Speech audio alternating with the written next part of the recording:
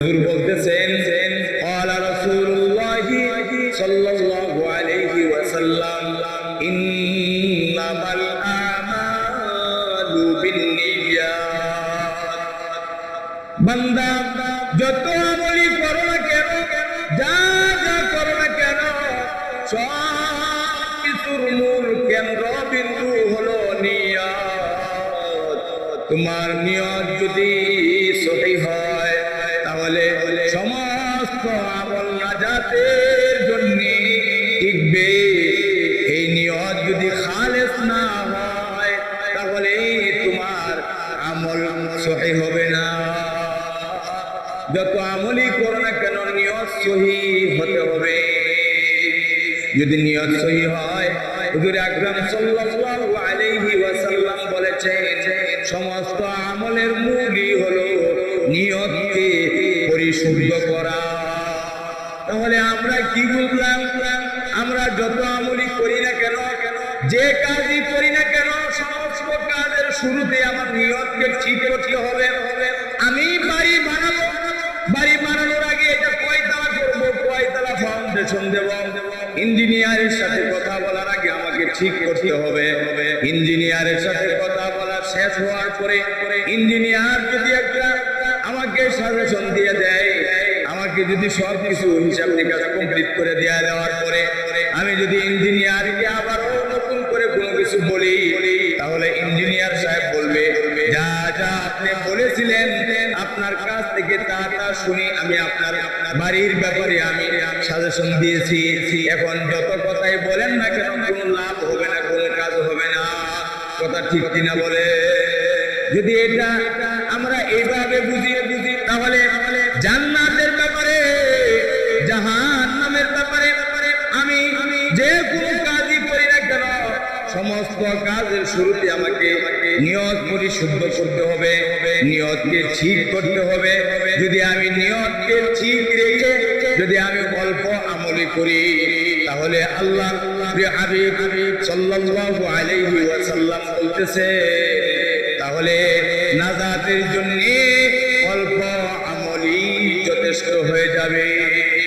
আখলিস দীনাকা ইয়াকফিকাল আমালুল কলিল। তাহলে আমরা এই নিয়ত রাখতে পারি না, যে কোনো কাজই করি না কেন সমস্ত কাজের শুরুতেই আমার নিয়তকে আগে ঠিক করতে হবে। নিয়ত ঠিক রেখে যদিও আমি ছোট একটা আমল করি, এই আমলের বরকতে এমনও হতে পারে এই আমলটা নাজাতের জন্য একটা মাধ্যম হয়ে যেতে পারে। সুবহানাল্লাহ। আল্লাহ পাক আমাদের প্রত্যেককেই নিয়তকে পরিশুদ্ধ করে, নিয়তকে পরিশুদ্ধ করে ইখলাসের সাথে আমল করার তৌফিক দান করুন। আমরা বলি আমিন। আয়াতে কারিমা যা তেলাওয়াত করেছি সেই আয়াতে কারিমার মধ্যে আল্লাহ বলতেছেন তোমরা যদি আমার রাস্তায় কোনো কিছু যদি কুরবান করো, যেটাকে আমরা সোজাসুজি ভাষায় বলি দান করা। দান করাটা এটা যে ঈমানদার, যার ভিতরে আল্লাহ এবং আল্লাহর হাবিবের মহব্বত পূর্ণ আকারে আছে, দান করাটা সে সৌভাগ্যবান মনে করে। আর যে আল্লাহ এবং আল্লাহ রাসূলের মহব্বত দিলে পূর্ণ আকারে রাখে না, এটাকে জরিমানা মনে করে। এজন্য নবীজি সাল্লাল্লাহু আলাইহি ওয়াসাল্লাম বলেছিলেন শেষ যুগে আমার উম্মতের মধ্যে কিছু উম্মত এমন থাকবে তারা যাকাত, ফিতরা, সদকা, দান এগুলো নিজের জন্য একটা জরিমানা মনে করবে, যে এটাকে একটা ডিস্টার্ব মনে করবে। এই জন্য আপনাকে আমাকে খেয়াল রাখতে হবে আমার কোনো আমল এমন যেন মনের ভিতরে না ঢুকে যায় যে আমি এই আমলটা করতেছি একটা বিরক্তি ভাব, অথবা লুকে লজ্জায়, একটা আছে না লুকু লজ্জায়, লোকের সামনে লজ্জা পাবো, অথবা আমি যদি এই অবদানটা রাখি লোকে জানবে, লোকে বলবে।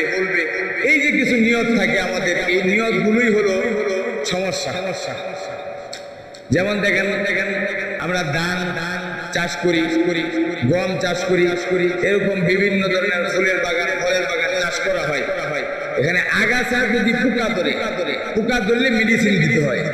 আর ধানের পোকা হইল ফুটা দেওয়া, এবং কি মানুষ দেখানো, মনোভাব তৈরি করা, নষ্ট করে ফেলে। এই ভাব কি করে দানকে নষ্ট করে ফেলে। এই জন্য খাতুনে জান্নাত ফাতেমা রাদিয়াল্লাহু তাআলা আনহার নাম এমন কোন উম্মত নাই যে শুনে নাই। খাতুনে জান্নাত ফাতেমা রাদিয়াল্লাহু তাআলা আনহা,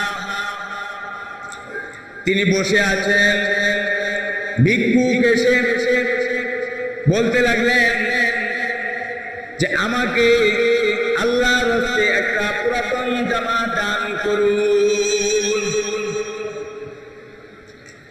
খাতুনে জান্নাত ফাতেমা রাদিয়াল্লাহু আনহা ঘরে গেলেন, পুরাতন জামা প্যাকেট করলেন, প্যাকেট করে যে মাত্র ফকিরের হাতে দিয়ে দিবেন, তার এই আয়াতে কারিমা মনে পড়ে গেলেন, যে আয়াতে কারিমা আপনাদের সামনে আমি তেলাওয়াত করেছি। তিনি সাথে সাথে পুরাতন জামাটা প্যাকেট থেকে বের করলেন, বের করে তার পরনে একটা নতুন জামা বাজার থেকে এনেছিলেন, এটা সবেমাত্র পরিধান করেছিলেন। আয়াতে কারিমা মনে পড়ার সাথে সাথেই পরনের নতুন জামা তিনি খুলে এটাকে প্যাকেট করলেন, প্যাকেট করে পুরাতন জামাটা তিনি তার শরীরে তিনি গ্রহণ করলেন, পরিধান করলেন। নতুন জামা যে মাত্র প্যাকেট করে ফকিরকে দিয়ে দিবেন, এমনই মুহূর্তে একজন বলতে লাগলেন, ফাতেমা, ফকির তো তোমার কাছে পুরাতন জামাই চেয়েছিলেন, নতুন জামা দেওয়ার কি প্রয়োজন হলো? খাতুনে জান্নাত ফাতেমা রাদিয়াল্লাহু আনহা বললেন, আল্লাহ তো বলতেছেন তোমার পছন্দের এবং মহব্বতের বস্তু কুরবানি করো। এখন আমার পছন্দ হলো নতুন জামা পরিধান করা, নতুনটাই আমার কাছে মহব্বতের। এখন যদি আমার মহব্বতের বস্তু আমি রেখে আমার যেটা মহব্বত পূর্ণ আকারে নাই, পুরাতন জামা, এইটা যদি আমি তাকে দিয়ে দেই, তাহলে তো মহব্বতের বস্তু কুরবানি করা হলো না। এই জন্যে আমি আমার মহব্বতের পছন্দের কাপড়কেই ফকিরকে দিয়ে দিলাম। সুবহানাল্লাহ বলেন। লা তানালুল বিররা হাত্তা তুনফিকু মিম্মা তুহিব্বুন ওয়া মা তুনফিকু মিন শাইইন ফাইন্নাল্লাহা বিহি আলীম। আল্লাহু আকবার। এই হলো ত্যাগ আর কুরবানি। ফাতেমা রাদিয়াল্লাহু আনহা পুরাতন জামাই আল্লাহর রাস্তা কুরবানি করে দিলেন। এইভাবে হযরতে আবু বকর, হযরতে ওমর, হযরতে উসমান রাদিয়াল্লাহু আনহু তাদের জীবনে তালাশ করলে এমন পাওয়া যায় যে তারা হুজুর আকরাম সাল্লাল্লাহু আলাইহি ওয়াসাল্লামের ভালোবাসা, আল্লাহর প্রতি ভালোবাসা পূর্ণ আকারে রাখার কারণে আল্লাহ পাক দুনিয়াতেই তাদেরকে জান্নাতি বলে ঘোষণা করেছেন। তারা কেমন কুরবানি, কেমন ত্যাগ করেছেন। আমরা দিনই কোনো কাজ করলে আমরাও তো মাশওয়ারা করি, পরামর্শ করি। মসজিদে কোনো কিছু প্রয়োজন হলে পরামর্শ করা হয়, অমুক জিনিস লাগবে, ওই জিনিসটার ব্যবস্থা করতে হবে। সবাই মিলে যদি আমরা এটাকে ব্যবস্থা করতে চাই, সম্ভব হবে। এরকম মসজিদে নববী বারান্দায় হুজুর আকরাম সাল্লাল্লাহু আলাইহি ওয়াসাল্লাম মাথার রুমালটা বিছিয়ে দিলেন, আর সাহাবায়ে কেরামকে বললেন, তোমরা কে কোথায় আছো? এই যে বারান্দার মধ্যে রুমালটা রাখলাম, কার কি আছে এই রুমালের মধ্যে জমা করো। হুজুর আকরাম সাল্লাল্লাহু আলাইহি ওয়াসাল্লাম এই আলান জারি করে দিলেন। সাহাবায়ে কেরাম দৌড়ে গিয়ে বাড়ি চলে গেলেন। বাড়িতে গিয়ে বিবিকে বলতে লাগলেন, বিবি রে, সম্পদ যা আছে এইগুলো একসাথে করো। কেউ তার সম্পদকে 4 ভাগে ভাগ করলেন, 4 ভাগ ভাগ করে কেউ এরকম করেছেন, অর্ধেক বাড়িতে রেখে আর অর্ধেক নবীজি সাল্লাল্লাহু আলাইহি ওয়াসাল্লামের দরবারে এনে হাজির করলেন, রুমালের মধ্যে জমা করলেন।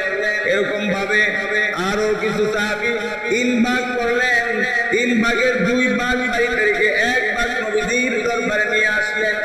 এই দিক থেকে হযরত ওমর রাদিয়াল্লাহু আনহু চিন্তা করতে লাগলেন, দান করে, আমল করে, ইবাদত করে হযরতে আবু বকরের আগে কখনোই আমি যেতে পারি নাই। এই একটা সুযোগ, এই সুযোগ হাত ছাড়া করা যাবে না। হযরত ওমর এই চিন্তা করে করে বাড়িতে চলে গেলেন। তার অনেক ধনভাণ্ডার ছিল, তখন আবু বকরের তেমন ধনভাণ্ডার তার উপস্থিত নাই। ওমর চিন্তা করলেন, এই একটা সুবর্ণ সুযোগ, এখন দান করে হযরতে আবু বকরের আগে আমি চলে যাব। সুবহানাল্লাহ, সুবহানাল্লাহ। হযরতে ওমর তার ধনভাণ্ডার থেকে সব ধনভাণ্ডার একত্রিত করে 2টা ভাগ করলেন। 2 ভাগ করে 1 ভাগ হযরত ওমর রাদিয়াল্লাহু আনহু বাড়িতে রেখে দিলেন, আর অর্ধেক নবীজি সাল্লাল্লাহু আলাইহি ওয়াসাল্লামের দরবারে নিয়ে হাজির করলেন। এই দিক থেকে নবীজি সাল্লাল্লাহু আলাইহি ওয়াসাল্লাম সাহাবায়ে কেরামকে বলতে লাগলেন, তোমরা কি নিয়ে এসেছো? কোন সাহাবী বলতে লাগলেন, ইয়া রাসূলুল্লাহ, ইয়া হাবিবাল্লাহ, আমার ধনভাণ্ডার থেকে অর্ধেক আমি বাড়িতে রেখে এসেছি। আমার ধনভাণ্ডার থেকে 3 ভাগ করে 2 ভাগ বাড়িতে রেখে এসেছি, 1 ভাগ আপনার দরবারে নিয়ে এসেছি। এক একজন এক এক ভাবে নবীজিকে শোনাচ্ছেন। হযরত ওমর যখন তার গাটুরি বেঁধে যখন হুজুরের দরবারে আসলেন, হুজুর ওমর রাদিয়াল্লাহু আনহুকে জিজ্ঞাসা করলেন, ওমর তুমি কি নিয়ে এসেছো? ওমর রাদিয়াল্লাহু আনহু বললেন, ইয়া রাসূলুল্লাহ, ইয়া হাবিবাল্লাহ, হুজুর আমার ধনভাণ্ডারকে 2 ভাগে ভাগ করে 1 ভাগ আমি ঘরে রেখে এসেছি, আর 1 ভাগ আপনার দরবারে নিয়ে এসেছি। ইয়া রাসূলুল্লাহ, ইয়া হাবিবাল্লাহ, আমার অবদান এইটুকু। হযরতে উসমান এরকম এক একজনকে জিজ্ঞাসা করতে করতে হুজুর সময় এরকম পাস করতেছেন, কিন্তু হযরত আবু বকর রাদিয়াল্লাহু আনহুকে দেখা যাচ্ছে না। হযরতে আবু বকর এই দিক থেকে বাড়িতে গিয়ে বিবিকে বললেন, বিবি রে, দেওয়ার মতো এমন কিছু নাই, তোমার পরনের কাপড় চোপড়, আমার পরনের কাপড় চোপড় যা আছে এইগুলোকে একটা গাটুরি বাঁধো। বিবিকে বললেন, বিবি আজকের জন্য তোমার পরনের পোশাক হবে খেজুর পাতার পাটি। হযরতে আবু বকর রাদিয়াল্লাহু আনহু কোন বর্ণনায় আসছে যে চট পরিধান করেছে, কেউ বলেছে যে খেজুর পাতার পাটি গড়েছিল, এটাকে পরিধান করেছিলেন উপরে। হযরতে আবু বকর গাটুরি বেঁধে যে মাত্র নবীজির দরবারে যাবে, ওই দিক থেকে আল্লাহ তাবারক ওয়া তাআলা জিবরিল আমিনের মাধ্যমে আল্লাহর প্রিয় হাবিবকে জানিয়ে দিলেন আবু বকরের ত্যাগ এবং কুরবানির কথা।